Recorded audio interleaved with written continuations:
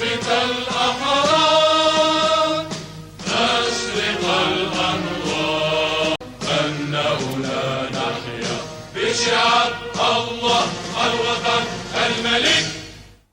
Mon message. Ouais, madame. Secrétaire général. Pour en revenir au rapport du secrétaire général, le texte indique que les populations dans les cantines d'Ouf souffrent de malnutrition chronique et puis lance un appel aux dons. Est-ce que vous avez un commentaire à faire à ce sujet?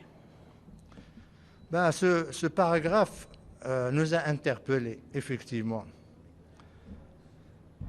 Et nous avons fait nos propres recherches. Qu'est-ce que nous avons trouvé?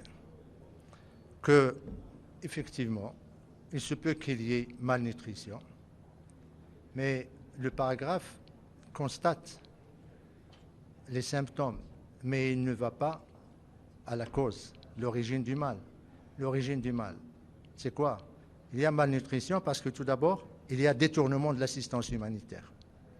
Il y a malnutrition parce que tout d'abord, l'Algérie préfère armer le Polisario et demande à la communauté internationale de nourrir les populations, ce qui est moralement inadmissible.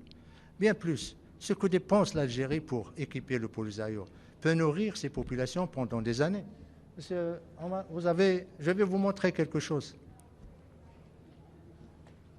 Et vous allez être surprise. Ça, c'est un tank d'origine russe, le T-72. Combien il coûte? Il coûte $1 million. L'équivalent de son prix, avec $1 million, l'Algérie peut nourrir 7018 personnes pendant un an. Avec le prix de cette tank, l'Algérie peut fournir des services de santé à 19 355 personnes et garantir l'éducation à 6 186 enfants par an.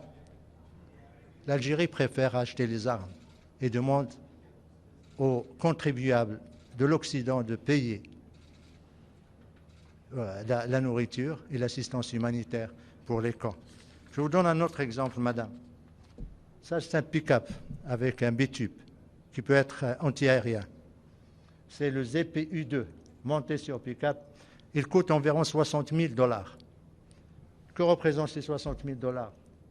L'équivalent de son prix peut nourrir 351 personnes pendant un an. Il peut fournir des services de santé à 968 personnes pendant un an et garantir l'éducation et la scolarité de 310 enfants pendant un an. Ces statistiques, nous les avons faites sur la base des critères et surtout les calculs du HCR et du PAM, et également des critères qui ont été validés par l'Union européenne. Dernier exemple, le plus élémentaire, le Kalash. Il coûte, c'est le Kalash AK-17, environ $1 500. Combien il peut nourrir? Et au Sahara, il y a des milliers comme ça.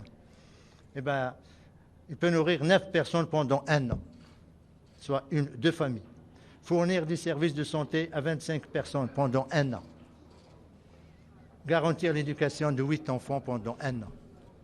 Voilà ce que nous disons au secrétariat et voilà notre réponse à ce paragraphe. Nous espérons que aussi bien le secrétariat que les pays donateurs, et c'est un appel que nous lançons aux pays donateurs, pour qu'ils se posent juste cette question. Pourquoi l'Algérie a suffisamment de millions de dollars pour armer le Polisario, mais il n'a pas d'argent pour nourrir les populations dont il a la première responsabilité?